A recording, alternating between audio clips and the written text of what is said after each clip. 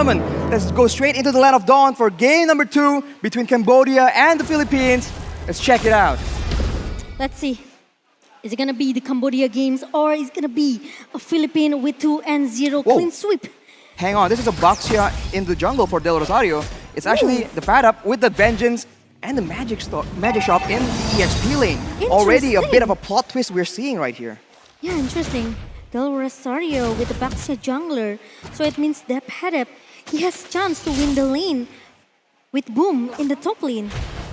It's an assassin against a fighter, and on paper it doesn't really make sense, but of course Joy is very, very strong right now. We'll see if the Yuzong can match up against the Joy, especially in the early game. But Del Rosario taking as much early game jungle creeps as possible, ensuring that he does have a bit of a lead. OPJ tries to go for the steal, but Villaluna will actually just block him away. And that is a good chunk of damage to OP as well. This is the babysit meta we've come to expect from this Digi.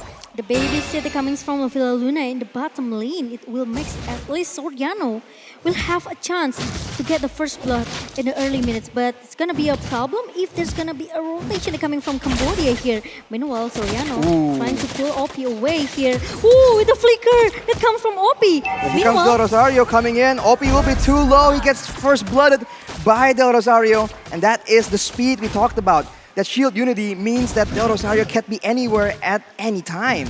And the Cambodians, once again, lose their gold laner. That is not the result they want. Yeah, the rotation is still there coming from Philippines. Meanwhile, Cambodia have to be careful because the Rosario can come anytime that he wants. And now, that pad up trying to make Lutu at least. I really like that there's someone here with the electrifying bits coming from the pad up, trying to giving a poke damage towards Lutu in the top lane. The pad up drops the beat, but now zoning everyone away from the turtle pit. Deja tries to do something here, but with the black shoes, he's able to escape, and the Philippines will not chase after getting their objective. They're playing it slow. They understand that the late game is what they're aiming for. Yeah, and now the passive playstyle coming from Cambodia. Meanwhile, Imam trying to pick down the Deja in the mid lane here with a one real-world manipulation coming from Imam. We talked about going passive, but Imam says, never mind, let's go for the kills yet again. And now with the mid laner gone, you can see the pressure building up from the Philippines. They're pushing all the lanes together, and that means that the members from Cambodia will be shown on the map, and that in turn will allow Del Rosario to actually find opportunities where it won't normally be possible. And it even forced Cambodia to at least babysit, do the same thing what Villaluna does with Soriano in the bottom lane here. Ooh, Soriano uses the snipe, but it doesn't really... It wasn't used on the right target, so OP will be able to survive for now. And Villaluna is taking a lot of aggression as T is looking for an opportunity. The time journey is popped in preemptively, but look in the backside. The pad up goes in. He's suppressed though by T. Pulled under the turret, but he is still going to be surviving with that Vengeance as well. Imam with the real-world manipulation tries to duel Deja in the backline. He will be able to win that duel. And on the other side, that's also Soriano picking up a kill. The Filipinos strike again. It's a solo kill coming from Imam with the real-world manipulation because he knows that there's no black shoes in the hand of Deja. And he knows it. And now, Philippines, they are still dominating in the early minutes. Cambodia, they seems very lost, especially in the gold lane. They made that play very, very aggressively early on, and they just didn't use the right spells in the right kind of order to actually get full benefit. So it seems very disjointed because of the positioning coming in from the Philippines. Oh, they changed the lane. And now, as you can see, already the turtle has been spawning, and Cambodians seem like they want to try and contest it, but if they stay too long, they are prone to getting poked down, and Del Rosario will scout because he is very, very tanky in the front line, and the Cambodians have no answer as the poke damage coming in from Imam will pressure them. Boom! Goes for the back line though, but the turtle will be taken by Lutu. But at what cost? Del Rosario goes in, and the time journey is popped as well. Boom will be pulled back with the reverse time, but Dappadap seems like he wants to go for something else. With the real manipulation, that is a lot of damage. So the Filipinos will take one in the top side. The timing is just perfect for Imam with the real-world manipulation on the edge of Boom's feet. And look at that, another kill for Philippines in game number 2.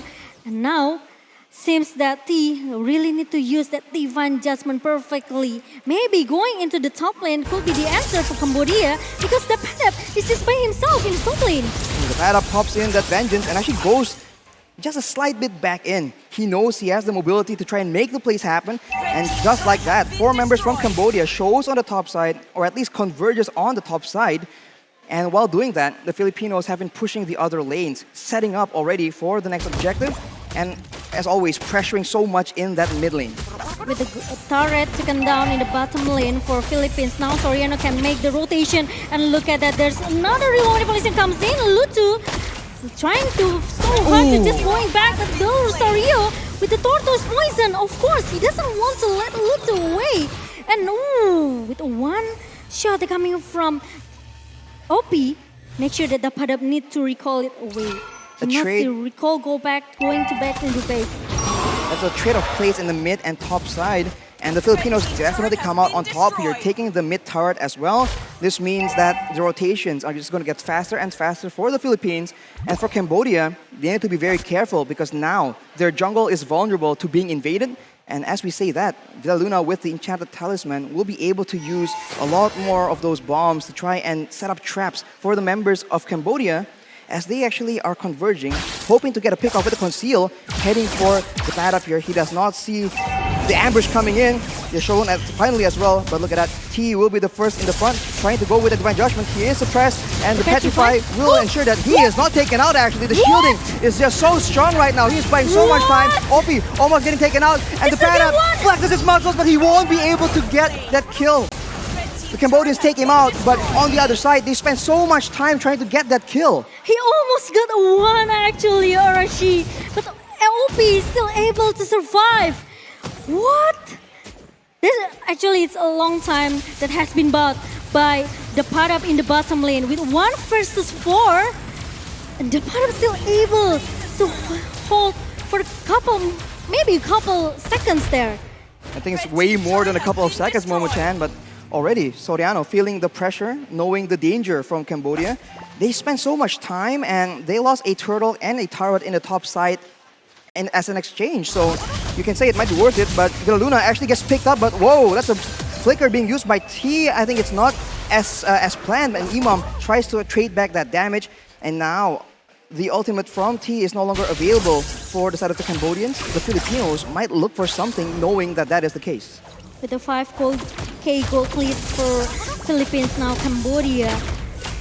Ours seems lost. They need to find a way how to deal with the damage that's coming from Philippines, the massive damage. OP.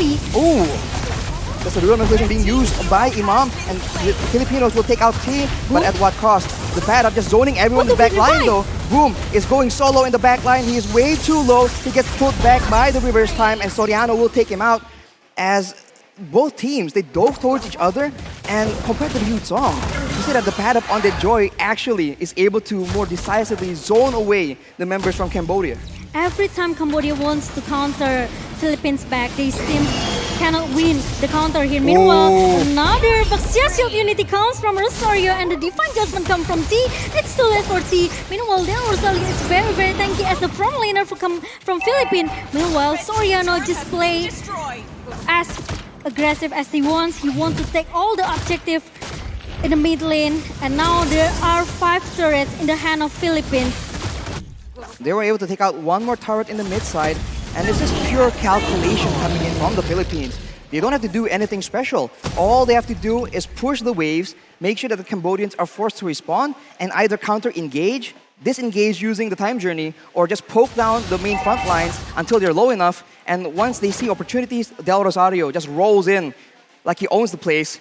And the follow-up from Imam and Soriano is just way too dangerous. And now with the Lord coming in though, we'll see if the Filipinos, they go for a big fight, a big dive, or are they going to be content just picking up one or two more turrets? The Divine Judgment from T really need to be executed perfectly.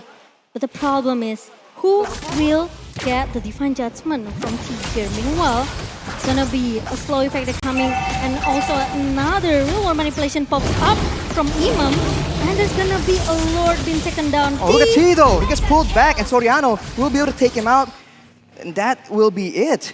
Wow, he was trying to make a play happen so hard, but he just gets taken out, unfortunately. And now, without their main engage tool, the Filipinos are looking for something. Imam gets chunked down, and Del Rosario goes in, but that is still a lot of damage traded back by OP on this Beatrix. and Dapper just zoning everyone away with that sustain from the concentrated energy.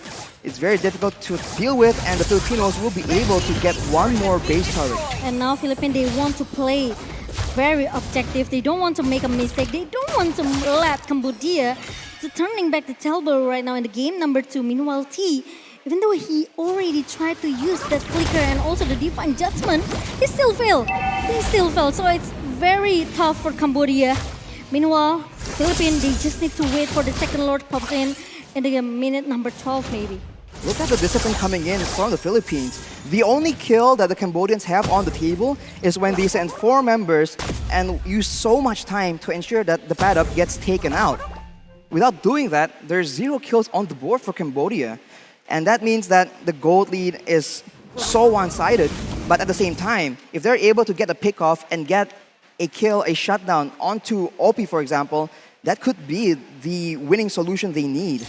They have to contest the Lord, I think, Cambodia.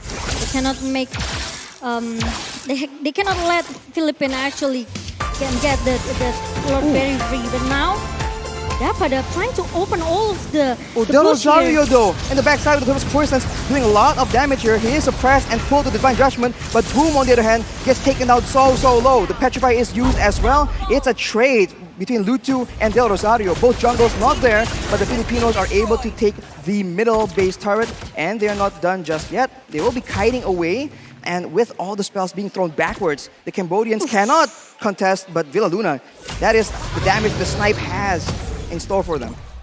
But Imam is trying to giving a poke damage with the all-around bomb and also the ultimate snipe from Soriano.